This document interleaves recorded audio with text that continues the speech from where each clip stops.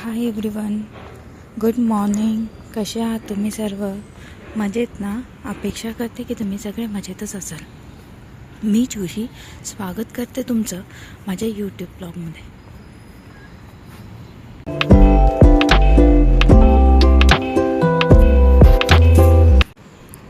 आता वाजले सकाळचे 8 आणि आजपासून नवीन वर्ष सुरू होत आहे. तर तुम्हाला सगळ्यांना नवीन वर्षाच्या हार्दिक शुभेच्छा. Happy new year to you all.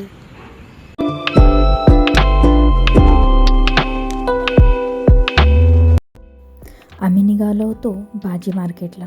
आज ऑफिसला सुट्टी घेतली होती, तर विचार केला की भाजी मार्केटला जाऊन यावं.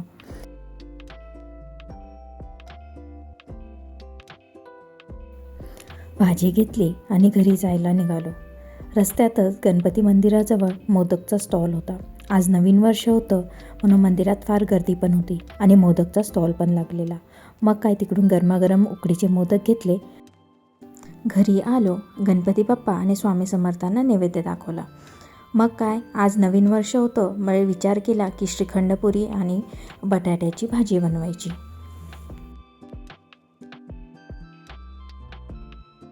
मग काय लागले तयारीला. आधी पुरीची तयारी केली, तोपर्यंत बटाटे उकडतच होते. तेल गरम करायला ठेवलं आणि इकडे पुऱ्या लाटून घेतल्या. आधी सगळ्या पुऱ्या लाटून झाल्या आणि मग नंतर तेल गरम झालंच होतं, गरमागरम पुऱ्या तळून घेतल्यात. तुम्ही काय बनवलं होतं न्यू इयरला मला कमेंट करून नक्की सांगा. जेवण बनवता बनवता मनवा आणि मी डिस्कस करत होतो, आज आपण न्यू इयर सेलिब्रेशन करूया. पुरी तळणं होतच होतं, एका साईडला भाजीची पण तयारी करत होते. मग काय हे झालं, लगेच भाजीला फोडणी दिली आणि छान येलो बटाट्याची भाजी केली. तुम्हाला बटाट्याची भाजी कशी आवडते पुरीसोबत मला कमेंट करून नक्की सांगा. मग मनवाचा आणि माझा प्लॅन झाला. आम्हाला सेलिब्रेशनसाठी लागणार होता एक छोटासा केक, चिप्स आणि फ्रूट ज्यूस. आम्ही हे सगळं ऑर्डर केलं.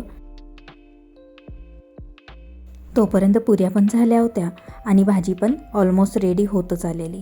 मग काय छान जेवण केलं.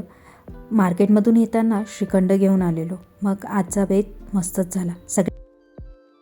सगळ्यांना मस्त जेवण आवडलं. त्यानंतर थोडा आराम केला आणि मग काय संध्याकाळी उठलो आणि केक वगैरे, केक, चिप्स आणि ज्यूसची तयारी केली. छान केक कट करून घेतला. तुम्हाला माझे हे डेली ब्लॉग्स कसे वाटत आहेत मला कमेंट करून नक्की सांगा. जर तुम्हाला माझे व्हिडिओ आवडत असतील तर लाईक करा आणि शेअर करा आणि माझ्या चॅनलला सबस्क्राईब करायला विसरू नका.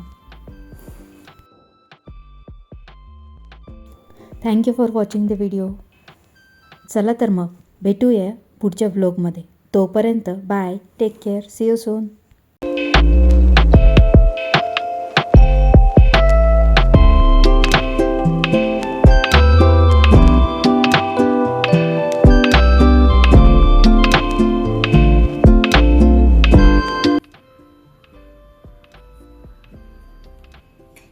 Happy New Year!